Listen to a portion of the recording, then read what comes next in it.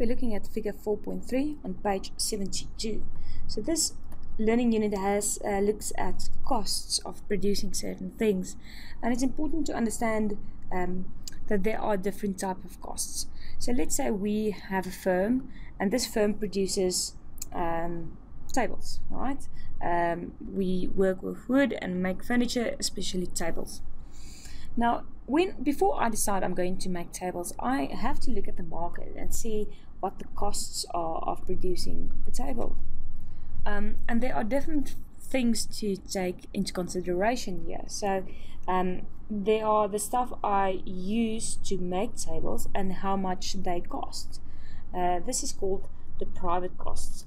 And this includes things like what I have to buy every day to make my tables. So I have to buy wood, for example, to make my tables. I have to buy tools. I have to get laborers to make my tables. I have to buy electricity. So all these things are things I have to buy in order to make my tables, and they have a certain cost to them. So a certain amount of money that I have to pay each month to get all these things.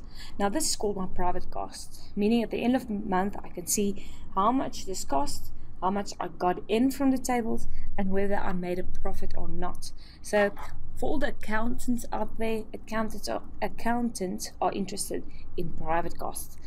However, economists also look at a second type of cost, and this we call the external cost. Now what is external cost? External cost is all the costs that is very real, but my firm is not confronted with those costs. Meaning, for instance, whether it's not going to influence my ability to make a profit. It's not going to show up in my bank statement. It's not something I have to pay for, but it's still a cost to society. So let's say my factory is on a river. Here's my river. Nice. Let's make it a bit smaller. Okay, there we go. My factory is on a river. And after I've produced everything, what's left, the residuals, the little pieces of wood and glue and stuff that's left, all the waste, I just throw that into the river. Now that's great for me because it's a cheap way to get rid of all the waste, but it's awful for all the people that depend on the river. So there might be a lot of tourists that like to swim in the river. Now the river is polluted and they can't swim there anymore. So this guy over here, he also carries a cost of the pollution, right? So initially maybe the river can handle all the residuals I throw in it, but later on it gets polluted, right? So here's my polluted river, and this guy can't swim in it anymore. He's carrying the cost of the polluted river. Or more serious, maybe there's a fishery downstream, and all the fish are dying, and this fishery can't fish anymore because of all the dead fish. Now, can you clearly see that these external costs over here has a huge cost to society, right? Society carries these costs, but it doesn't appear on my bank statement every month. It doesn't influence my ability to make a profit. So we say, let me just get rid of all these pictures. There we go, made a little space. We say, for instance, therefore, and you'll see this in your textbook as well, the total social cost equals the private cost. So what I have to take out of my pocket every month in order to make tables, plus the external costs.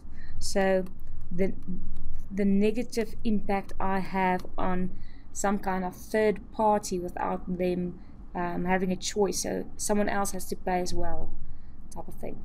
And this is very important because most study fields, most like accountants, only look at private costs. Economists also want to, and especially environmental economists, also want to look at the external cost. Now, external costs is sometimes also called negative externalities. You might know it by that name. So let's look at how external cost would look on a graph, and more specifically the marginal external cost. Now marginal means for every unit of input that increases, with how much does my total external cost increase. So I'm going to write this, let's make it $1, same as the textbook. This refers to cost, so you can also write cost over here. Write a little 0 for your origin, then write quantity over here. See the textbook talk about quantity of output. It's a bit redundant, you can just write quantity. So my marginal external cost line would look something like this. Just name the curve as well. Meaning, initially when I produce very little tables, like just one, there's not a lot of residuals that I put into the water, the cost is very low to society, right? Okay, but later on when I produce more, the cost is high to society. Why? Because maybe initially the river could handle some pollution, but then when I increase the waste I put into the river, the pollution increased drastically. And here at high pollution, we maybe see fish dying, fishery making loss, or the river being so polluted people can't swim in it and drink it and use it for household use or irrigation. So there's a high cost to society. So let's draw that again. So here, let's make it simple like the textbook. $sign, $0, there's already a 0 there, and quantity. I'm drawing these two graphs above each other so you can see clearly. The above one, I'm only going to draw my NEC curve, same as the previous. The bottom graph, I'm going to show you the demand curve, first of all.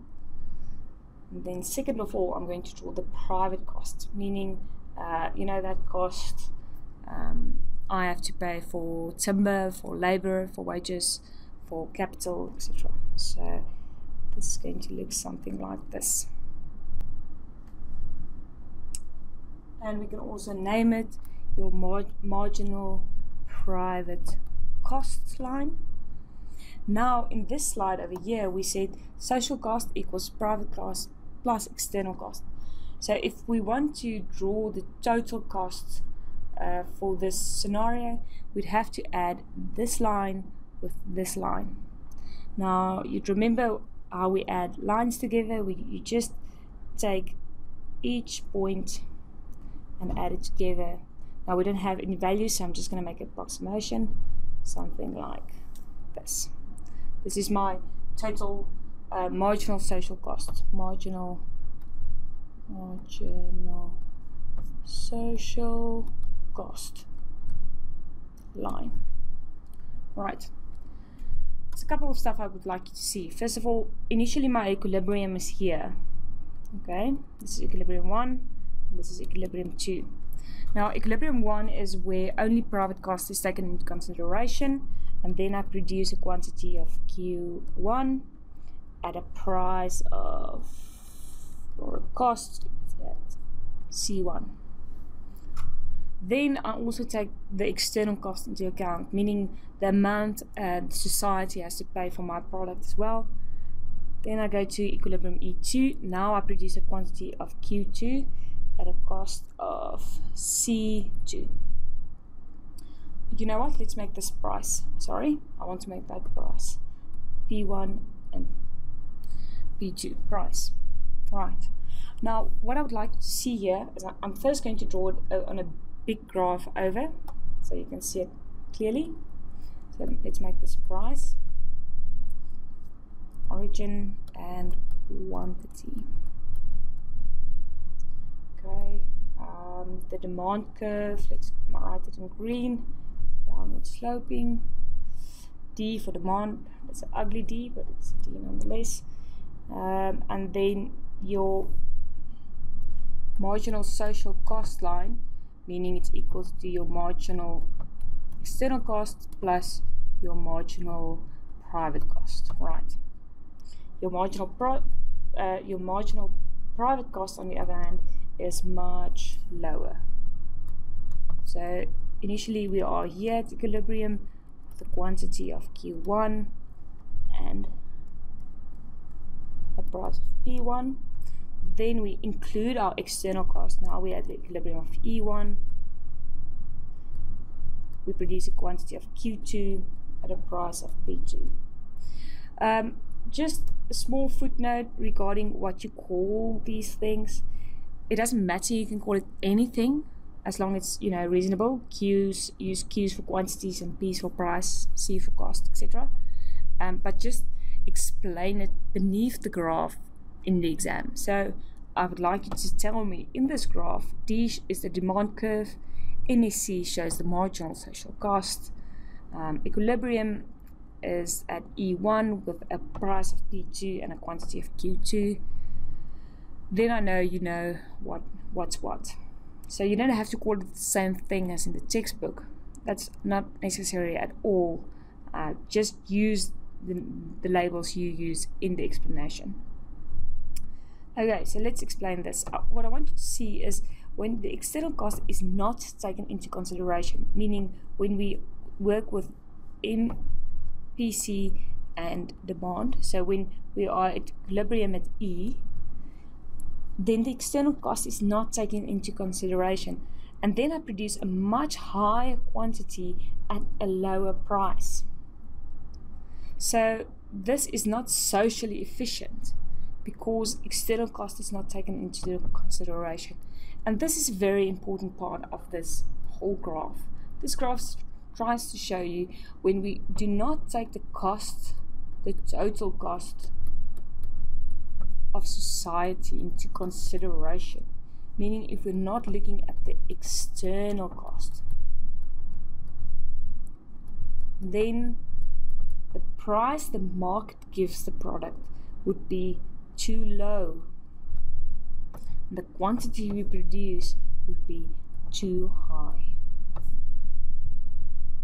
The moment we take the needs of society into consideration and include the external cost, then price would increase, the quantity would decrease.